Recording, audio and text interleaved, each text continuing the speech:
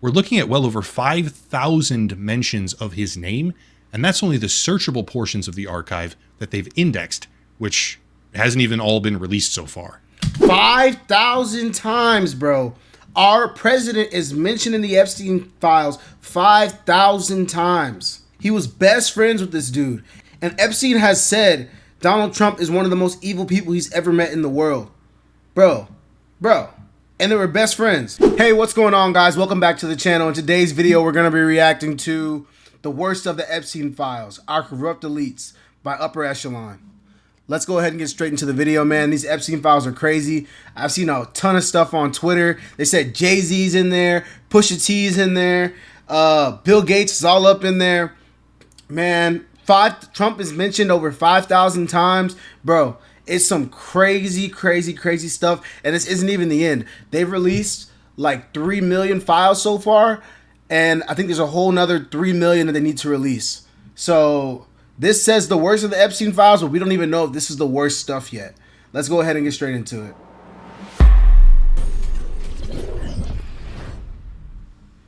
Okay, by the time this video gets out there, there's probably going to be even more, but with a brand new multi-million page Epstein data dump, I wanted to dive in and look at the most immediately damaging stuff that we have, and also talk about just how badly the government screwed up, because it is bad, like historically bad levels of incompetence.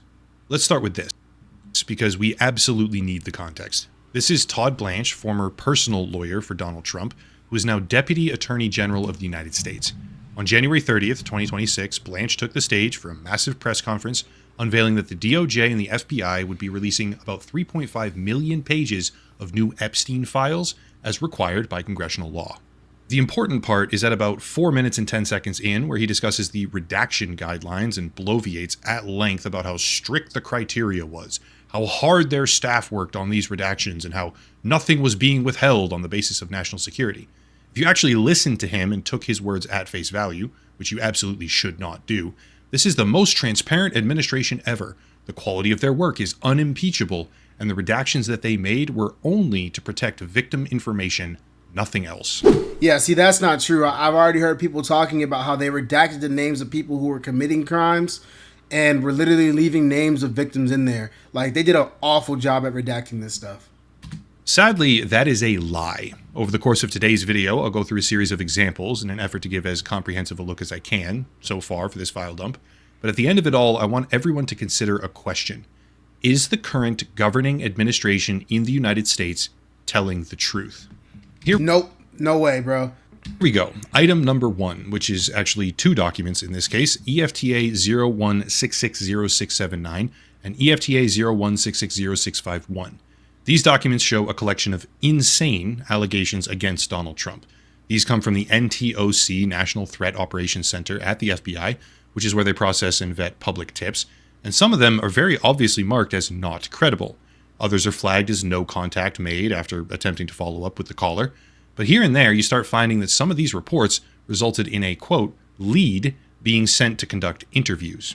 Obviously, I can't comment on the authenticity of these allegations overall, but there's something else I found interesting, something far more important in my mind, that speaks to the credibility of the DOJ, the Department of Justice itself, and their decision-making when it came to these redactions. Look at these 2 documents. Separate files, sure, but not always different content. Quote, complainant was spoken to and deemed not credible. Additional research showed 3 separate blank, and then it's all redacted. However, this file isn't. The rest of the sentence says, quote, incidents involving police which requested in mandatory psychiatric evaluations, end quote. That right there, although small in a vacuum, is the very first example in a massive pattern. A pattern where the DOJ is redacting things that make no sense.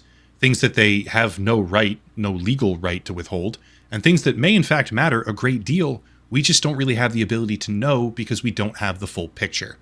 Example, they literally redacted the word none in this file. And you can straight up read some of the other redactions because they're not centered properly.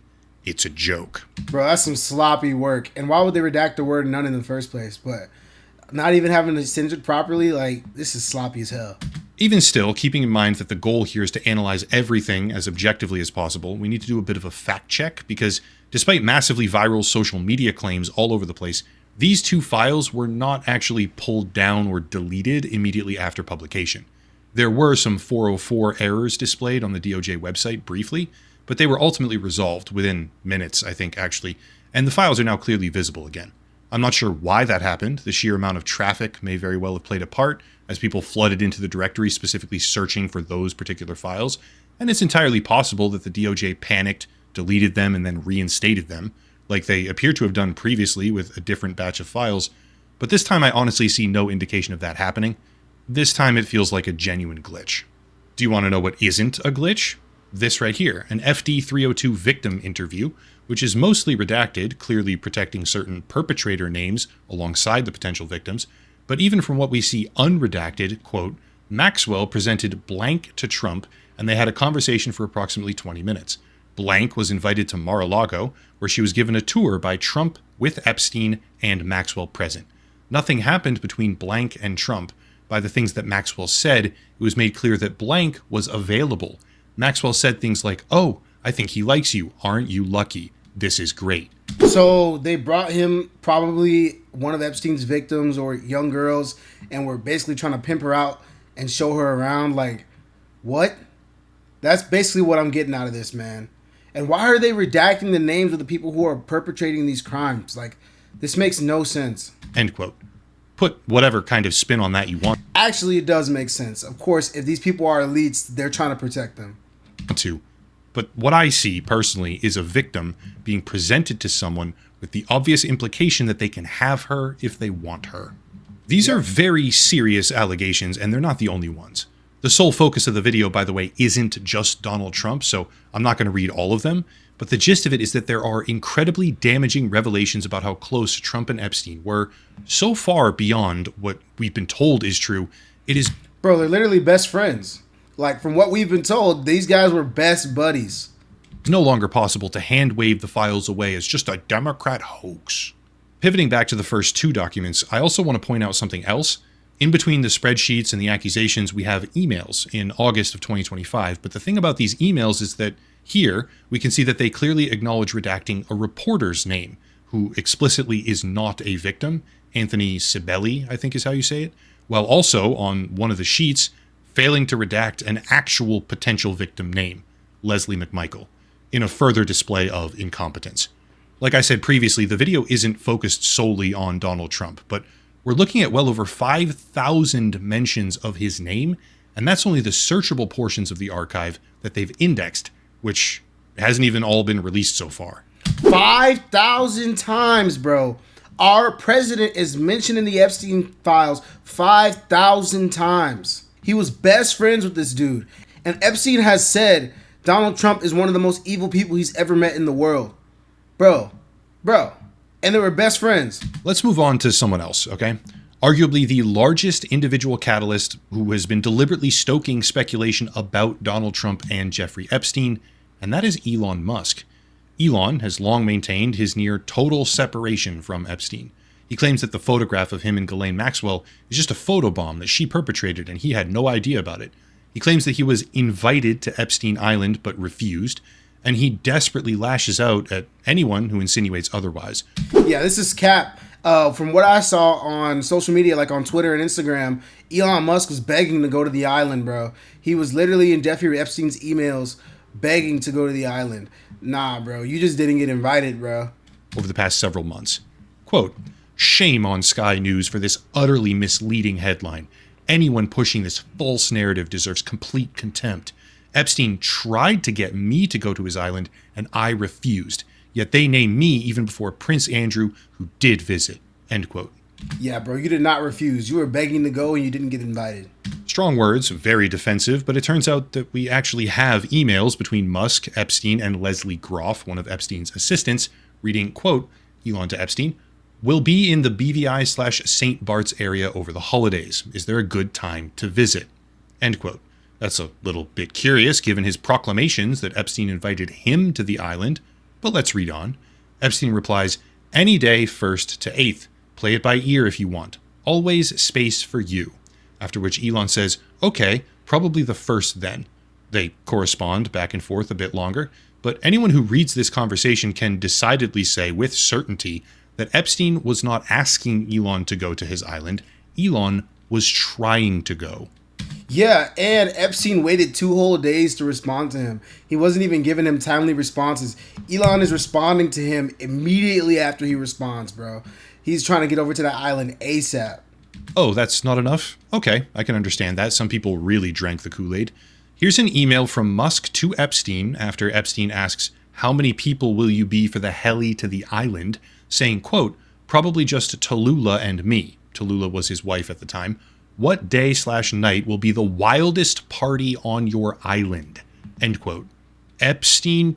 That boy's trying to go to the Diddy parties, bro. He's trying to get in with everything that Epstein had going on, man. Fuck whatever he says, man. He said, when is the wildest party on your island? I don't think they're having raves on Epstein's island. I think they're doing exactly what everybody's been talking about. And Elon wanted to get a part of it, bro. You can see it clear as day in these emails. Tried to get me to go to his island, and I refused. Okay, yeah. Ultimately, for this particular set of exchanges, it doesn't look like Elon actually attended the party in 2012 or 2013, but a couple of months later, in February, we see this thread between Musk and Epstein, seemingly indicating that Epstein was given some kind of private tour of SpaceX. Interestingly, when it comes to Epstein receiving tours of various facilities, that's not even the only example. Right here, with this email, we can look at the competence of the redaction team yet again, and it's really not good. In this particular email from March of 2014, Epstein is corresponding with an unknown, redacted individual, and yet in this next thread, document EFTA 0098580, we can see the same exact email, this time unredacted, with the name Alan Jones. There is no justifiable or legal reason to be redacting that man's name. Just for the sake of really hammering this point home so that even the brain-dead fans of Elon Musk are still able to fully comprehend, let me read one more email thread before moving on to the next document. See, the way that they're redacting some of these things, like these random words and stuff, I think they just went on there and were highlighting random shit so they could tell their boss, hey, I redacted everything. I went through the file and redacted it. So when someone went and scanned over it, you would see every page had a little bit of something blacked out, but they just started blacking out random stuff. Like, I don't think that they were really trying to do their job. It's so many files. It's literally 3 million files. You think that they were going through every single one and reading every single word and redacting what needed to be redacted? Or that someone just got lazy and just started highlighting random shit? I think that that's what happened. This one, December of 2012, which for clarity's sake is after Jeffrey Epstein was convicted of procuring a minor for prostitution in 2008. Quote from Epstein, "You are welcome to stay or just come for the day. Plenty of room. I will send a heli to get you." End quote. To which Elon replies, "Do you have any parties planned? I've been working to the edge of sanity this year, and so once my kids head home after Christmas, I really want to hit the party scene in St. Bart's or elsewhere and let loose. The invitation is much appreciated, but a peaceful island experience is the opposite of what I'm looking for." Bro, what? He said he's trying to... I told y'all, man, he's trying to go there and turn up. Have a Epstein party, bro. And also, why are they typing like this? What are these random equal signs and grammar issues? Like, what is going on, man? Aren't these supposed to be the elites? End quote. Still not finished, by the way. Epstein replies, "Understood, I will see you on St. Barth. The ratio on my island might make Tallulah uncomfortable." End quote. After which Elon chimes in again, quote, "Ratio is not a problem for Tallulah." End quote.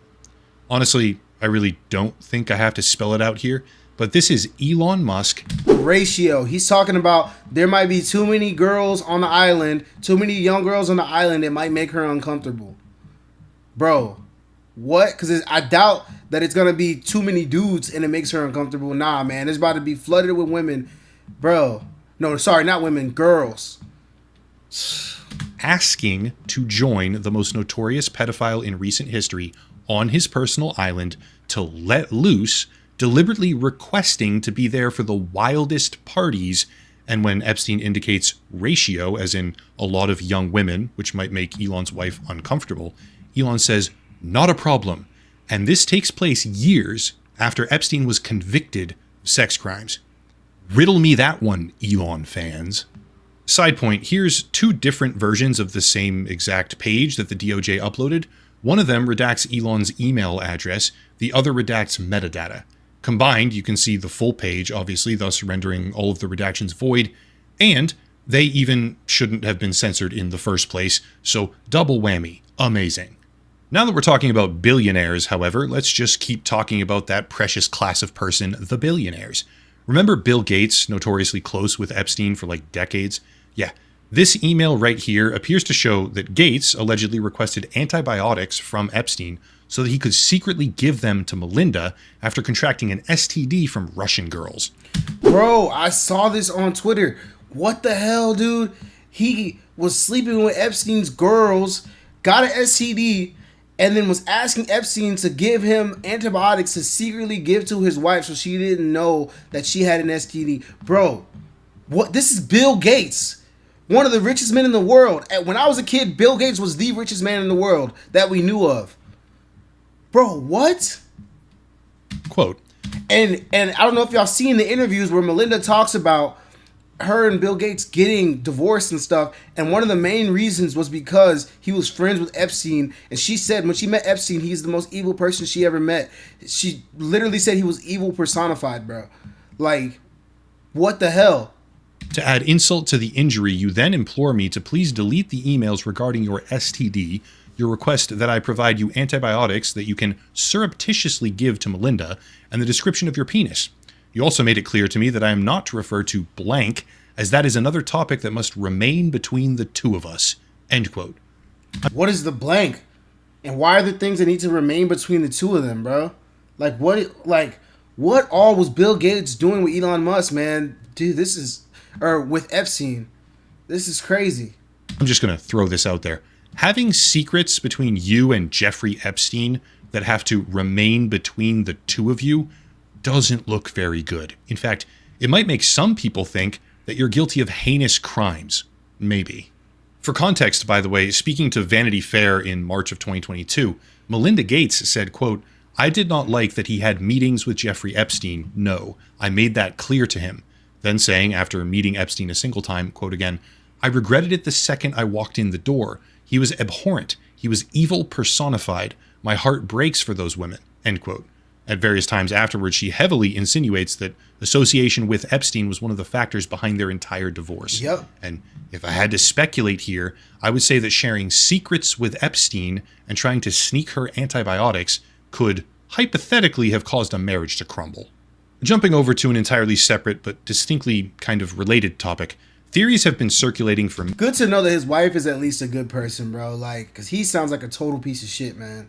Many years that Epstein was an agent of Israeli intelligence, Mossad, and this document right here, a CHS report, confidential human source, directly claims that Donald Trump and Alan Dershowitz as well were co-opted and compromised by Israel. I think it's worth noting that confidential human source intelligence is not a public tip line. It's a cultivated agency source working directly with the FBI prior to that point in time. It's not an agent or an employee, it's a source, which doesn't necessarily mean it's true, by the way, but it's not a random phone call. This is a significantly elevated level of intelligence gathering far beyond just anonymous tips. Still, as with practically every single other document, the DOJ and the FBI, I guess, appear to be breaking the law. Looking at this right here, we can see Harry Tenno. So they're saying that Epstein is Mossad and there's proof of it, which means the Israeli government was knowingly helping run a pedophile ring. That's what we're talking about here. The Israeli government was knowingly helping run a pedophile ring to help entrap political figures and powerful people. What? They're making it really hard for people to stop the anti-Semitism, bro. Like, they're making it really freaking hard, bro. Sodenbyo, however the fuck you say that. That name is clearly visible right here, but then redacted in the very same line. This guy is an Indonesian billionaire politician, by the way, continuing the trend of billionaires being deeply associated with Epstein, but it's difficult to emphasize just how pathetic it is to have the same name illegally redacted on one side, but left plainly visible on the other side of the same line of the same document. And that's why I say it. I think they were just highlighting random stuff, bro. Like, I don't think they were purposely trying to find names and redact them to keep it hidden. I think whoever was doing the work got lazy and just started highlighting random shit. A child could quite literally do a better job of redacting these files. Not necessarily a billionaire, yet, I should say, but Howard Lutnick, Secretary of Commerce appointed by Trump himself, was also visiting Epstein's island as per these files, corresponding with Leslie Groff at the time. Once again, Leslie Groff was Epstein's assistant, and this happened in 2012, despite Lutnick in 2025 saying, quote, "In the 6 to 8 steps it takes to get from his house to my house, my wife and I decided that I will never be in the room with that disgusting person ever again," referring to Epstein, after an interaction from 2005. Don't believe me? Okay, sure. That's fine. Here's the actual video. It's a whole lot worse. And we left. And in the 6 or 8 steps it takes to get from his house to my house, my wife and I decided that I will never be in the room with that disgusting person ever again. Really? So I was never in the room with him socially, for business, or for even philanthropy. If that guy was there, I wasn't going because he's gross. Oh, yeah. Yeah, bro's full of shit. Just like Trump saying he was a very bad guy. Just like Piers Morgan saying he was very a fucking monster. And then finding out Piers Morgan is in the Epstein files. Yeah, okay. That dude, he's so bad that Howard Lutnick was directly emailing with Epstein and his assistant about going to lunch on the island in 2012, 7 years after he vowed to never be in the same room with him because he's gross. He really put his foot down on that one, didn't he? Moving on, we have Kevin Warsh, Trump's current pick to replace Jerome Powell as chairman of the Federal Reserve, who also apparently went visiting on the island for the very same party, making me wonder just how many people in the current administration were straight up friends with the guy well and truly after his conviction in 2008. However, just to reiterate one of my sort of pillar arguments here, the greatest blunder by far are the redactions. Frankly, I'm honestly baffled. They redacted a fucking Wikipedia article from 2022 about Trump. Look here. This is an archived version from the exact same time period where they took out words in the DOJ files like Italia, DC, and Stone, as in Roger Stone, despite his name appearing 7 other times in the same article. You could not possibly fuck up these redactions any worse if you literally tried to. It's straight up insane how many completely unnecessary and totally irrelevant redactions are in these files, not to mention the stuff that they just messed up or failed to do. How about this? Here's another troubling exchange. Email from Epstein to an unknown individual. Quote, "Where are you? Are you okay? I loved the torture video." To which the unknown person replies that they're in China. Epstein then says, "Hope to see you."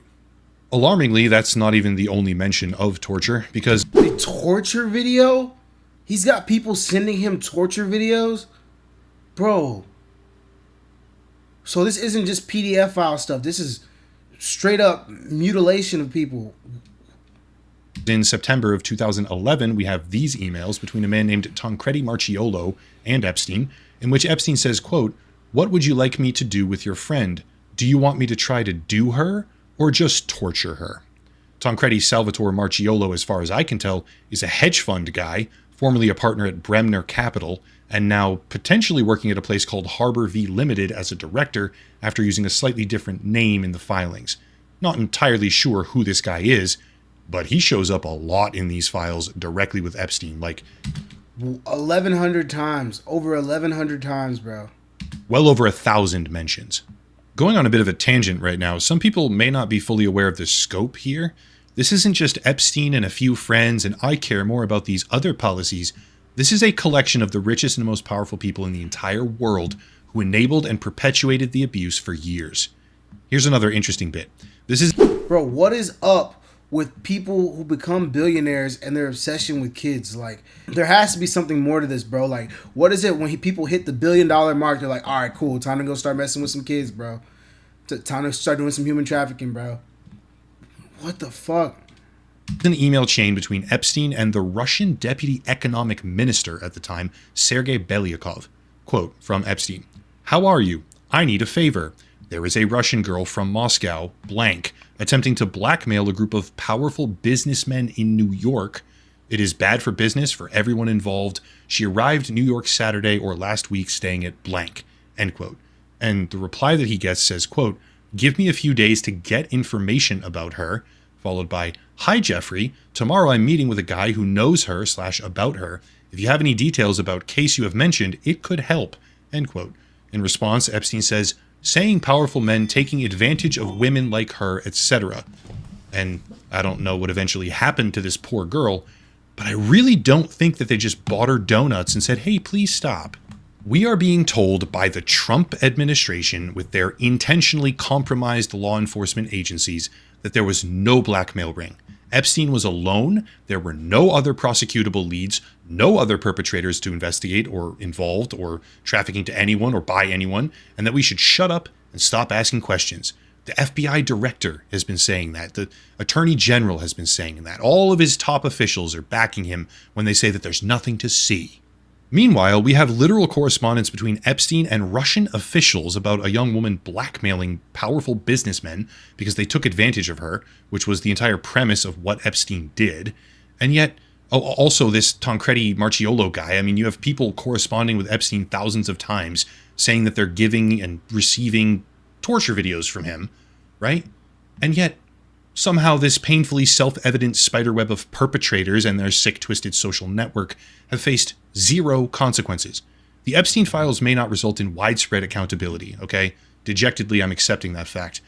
My thing is, how is all of this in emails? Like, Epstein is intelligence. He knows that they can just hack into everything and read the emails. Why are they talking about torture videos, freaking cheese pizza, all of this stuff via email? This makes no sense. And it's their personal emails. Even Elon. This is their personal emails, bro. But the one thing that they have done is pull back the curtain for a whole lot of people on who exactly runs the world. They're not like you and me. They're fucking evil. I could go on and on and on, so for the sake of the video not being 10 hours long, here's one final critical document. If you search during the first party in the DOJ archive, you get 3 items. 1 in dataset 9 and 2 in dataset 10. This is an extremely graphic accusation against Donald Trump and Jeffrey Epstein, alleging a victim that was only 13 years old. And each of these 3 documents has different redactions. Document 1 has address, case number, and half of the names redacted. Document 2 redacts the names, but not the address or the case number. And document 3 only redacts half of the address and the case number, but not the names. Is this the one about the young girl who Donald Trump got pregnant allegedly and then had her deliver the baby and they threw the baby in like the lake or something? This might be this, man. Collectively, in my view, these 3 documents perfectly exemplify the incompetence of the Epstein cover-up. All 3 of them fail, in every single conceivable sense of the word, to not only uphold the law as ordered by Congress, but also to protect personal information and the identities of potential victims, while also over-redacting the case number, with no justification, in a triple threat display of abject, complete, disgusting, and shameful failure. This administration is a corrupt, incompetent circus. Genuinely, the only thing that I can think of now is that they used an AI program to do these redactions. Unironically, I think that's like the most likely situation. Nothing else explains why random words would be redacted, fragments of public Wikipedia articles censored, with so many duplicate documents that all have different portions removed. Like I said, it's one of 2 things. It's either they got lazy and just started unredacting random stuff, or there's someone who was on that team who's a good person on the inside and was like, nah, I'm not about to unredact shit. I'm about to expose these guys. Y'all can go through it and figure out what y'all want to do with it. Everybody gets hyperbolic on YouTube. I understand that totally. But this is the most pathetic display I have ever seen from the United States government. As kids, even as young adults for that matter, people often think, well, it's a big official agency, therefore they must have at least some experts in the room. And it makes sense. Why wouldn't they? We get caught in this sort of intellectual trap of assuming that people in those positions of authority are somehow deserving of that position. By nature of them having it, they must be, right? But the sad reality is that the people running this country right now at the highest levels of government and law enforcement and civil service are fucking morons. They're corrupt, self-dealing, manipulative snakes who lie about their associations, their motives, and their history, where the only solution, in my opinion, is to jail them. I doubt it's ever going to happen, but hey, I'm allowed to dream. Documents are obviously still being released. Dataset 12 is now live, which I'm already starting to go through, and I can almost guarantee that this won't be the last time I talk about all this stuff. But for right now, that's it. Hopefully this is a little bit of a more comprehensive look at the files than a lot of other people have done so far, but yeah, that's all of it. All right, that's it for today's video, guys. I hope y'all enjoyed. Be sure to like, comment, and subscribe. Let me know what y'all think in the comments. Do you think anything's actually going to happen to these rich elites now that they've been exposed? Do you think that more crazy stuff is going to come out in the next 3 million Epstein files that are supposed to be released? Do y'all have any predictions on what else they're going to release? Because a lot of this stuff has been said in conspiracies, and now it's just being proven true based on the Epstein files. So what other conspiracies do y'all think is going to actually come out as being true? Let me know in the comments below.